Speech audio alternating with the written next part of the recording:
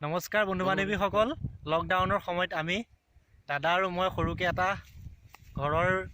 ঘৰতে থাকি আৰু সকলোকে ঘৰত থাকিবলৈ অনুৰোধ কৰিছোঁ, সুস্থ থাকক।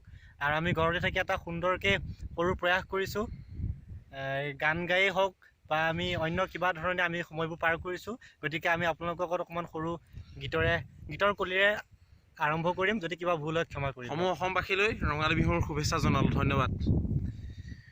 গৰু বিহুৰ গধূলি হুঁচৰি গায়, গৃহস্থই ৰাইজক সেৱা জনায়।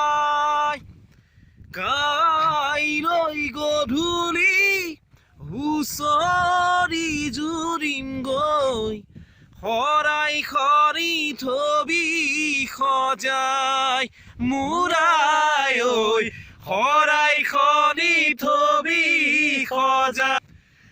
গৰু হুঁচৰি গায়, গৃহস্থই ৰাইজক সেৱা জনাই।